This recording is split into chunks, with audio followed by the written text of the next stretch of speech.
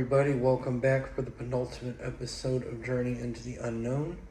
I, of course, am your host, Emerald Raven, and today we are headed over to Indonesia. In the dense jungles of Indonesia's Flores Islands, the nights are rarely quiet. The wind moves through the trees, insects hum in the darkness, and somewhere beyond the reach of the villages, something small and human-like is said to move through the forest. Not an animal, but not quite human either. For generations, the people of the Flores have told stories about strange creatures that live deep in the jungle, creatures that walk upright, that steal food from villages, that speak in strange murmuring sounds, repeating the words they hear, but never truly understanding them. Witnesses describe them as small, hairy, and fast, too fast to catch.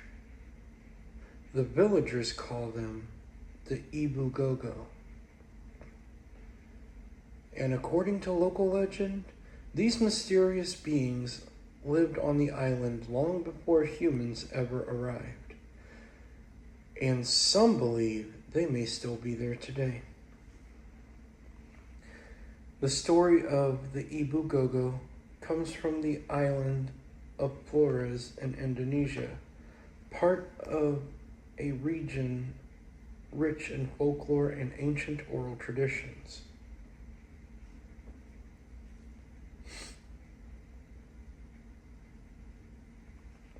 The name Ibu Gogo roughly translates to something like the grandmother who eats everything, though interpretations of the phrase vary slightly depending on the dialect. In traditional stories told by the local Lao people, the Ibu Gogo were described as small, primitive humanoid creatures that once lived across the island. They were said to resemble humans in shape, but were much smaller and covered in hair. Their arms were long, their bellies were round, and their movements were quick and animal-like. Despite their appearance, the Ibu Gogo were not considered animals. They were believed to be a different kind of people. According to the stories, these creatures were incredibly greedy. They would eat almost anything they could find, including fruits, roots, insects, and sometimes food stolen directly from the human settlements. Villagers told stories of the Ibu Gogo sneaking into huts at night, grabbing baskets of food and running back to the forest before anybody could catch them. One of the strangest details in the legend is the way the Ibu Gogo supposedly communicated. Witnesses claim the creature spoke in a strange, rapid murmuring sound. Some stories say they could repeat human speech like parrots, copying words they heard without understanding their meaning. This strange mimicry made encounters with them even more unsettling. According to folklore, the Ibu Gogo eventually disappeared from the island after conflicts with humans. Some stories claim villagers drove them away or wiped them out. Other versions say the creatures simply retreated deeper into the forests and mountains where people rarely travel. For centuries, the stories were treated as simple folklore. But in the early 2000s, something unexpected happened that made people look at the legend in a very different way. Descriptions of the Ibu Gogo are surprisingly consistent across different stories told in the Flores Islands. The creatures are said to stand roughly 3 to 4 feet tall, making them much shorter than the average human adult. Their bodies are covered in coarse hair, usually described as dark brown or reddish in color. Their arms are usually long, sometimes reaching down to their knees. Their faces are described as somewhat human-like, but with more primitive features. The nose is flat, the forehead slopes backwards, and the mouth is often said to be wide with large teeth. Witnesses also describe the creature as having large ears and bright, alert eyes. Their bodies are said to be pot-bellied with thin legs that allow them to move quickly through the forest. Despite their small size, the Ibugogo were said to be incredibly agile. Stories describe them climbing trees easily, running through thick vegetation, and disappearing into the jungle before anyone could follow them. Their voices are often described as strange murmuring sounds that sound like rapid chattering.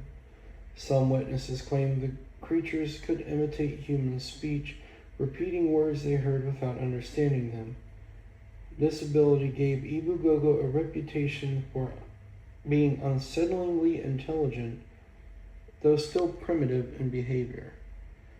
The creatures were also said to have an enormous appetite, according to legend, eating everything that they could find. This habit is what gave them their name, that being one who eats everything. For generations, the people of Flores told stories about encounters with Ibugogo. One common story involved the creatures stealing food from the villages. Villagers claimed that Ibugogo would sneak into huts at night while people slept, grabbing whatever food they could carry before running back into the forest. Sometimes they would even attempt to steal cooking utensils or other objects they found interesting. In one traditional account, villagers supposedly became so frustrated with the creatures that they decided to trap them. The story says the villagers offered food to lure the Ibugogo into a cave. Once the creatures entered, the villagers blocked the entrance and set fire to the cave, driving them out of the area.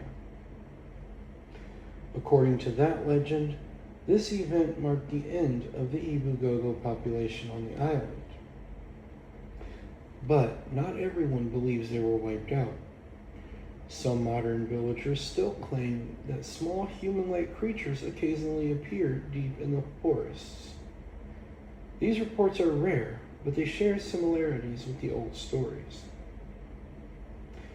Witnesses now will describe small figures moving quickly through the trees, sometimes glimpsed only for a moment before vanishing.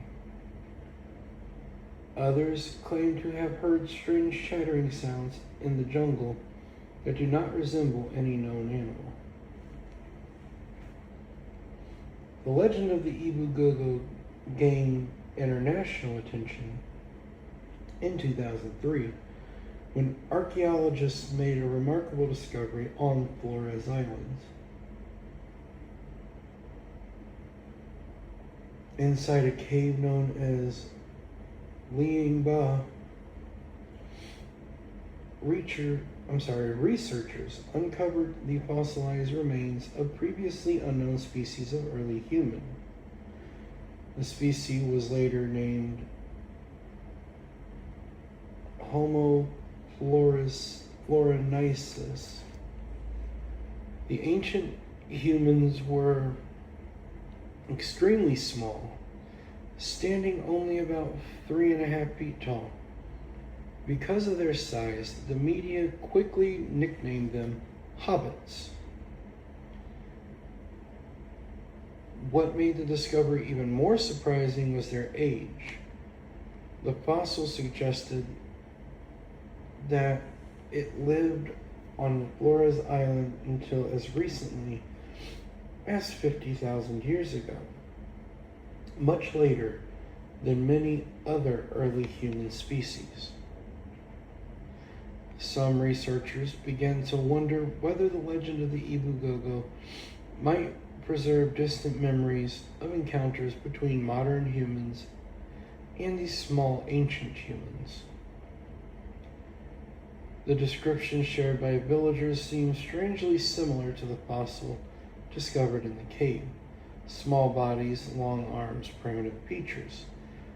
Of course, there is no scientific evidence that this creature still survives into modern times. Most scientists believe the species disappeared tens of thousands of years ago.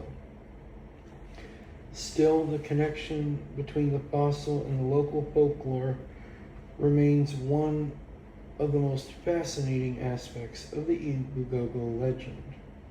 It raises an intriguing possibility. Sometimes myths preserve fragments of truth from a very distant past. Now, I will say, as far as my final thoughts on this, I do believe that this creature probably does still exist. If it was driven into the forests, it is likely that a population of them adapted to the new surroundings or adapted to their new living situation.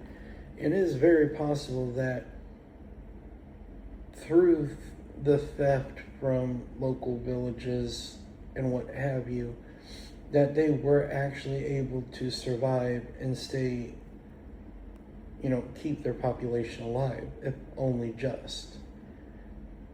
I don't know. Something I forgot to write down, and I don't know why. I did see an account of one of these scientists who are actually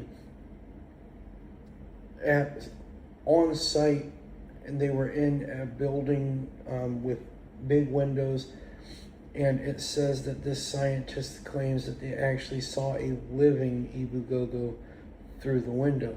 So for me, a scientist is saying that they seen a living specimen. That to me speaks volumes. Local folklore is what it is, and it always has some basis in truth. Maybe not always truth in the way we think it, but I don't know if these creatures still exist, but I do think that it is a very good possibility. The fossils prove that they did once exist. Unless I see it myself, there's no way for me to...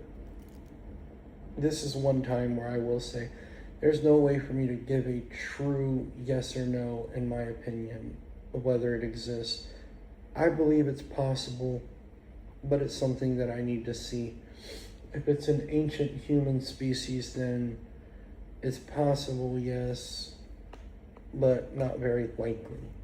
Not in the times we live in.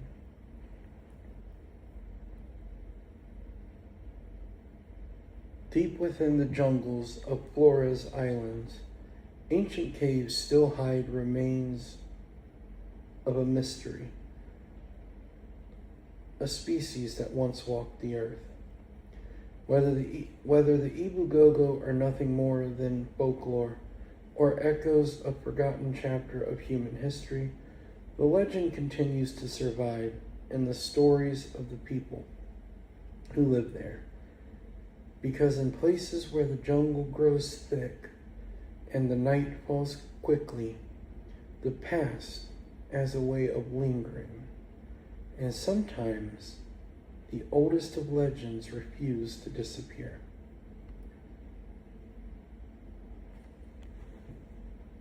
Do you believe that the Ibugogo existed or still exists? Let me know in the comments. With that being said, I am going to bring this episode to a close. If you did enjoy it, please like it and share it with your friends.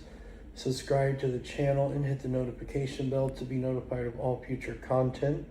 There is only one more episode on this season of Journey into the Unknown when I return in about 3 or 4 weeks from next week, which would be, I believe, let's see, the 3rd, April 3rd. 3 or 4 weeks from that, we will be back, but this time we will be covering famous paranormal cases rather than creatures. So, if you do have any encounters with creatures or paranormal cases you would like me to read out on this channel and give my opinion in the way that I do, please send those to me at emeraldravenparanormal@gmail.com. and I will get those read out and say what I think is happening. Also, if you wish to remain anonymous, please put that in there, and of course, I will respect that.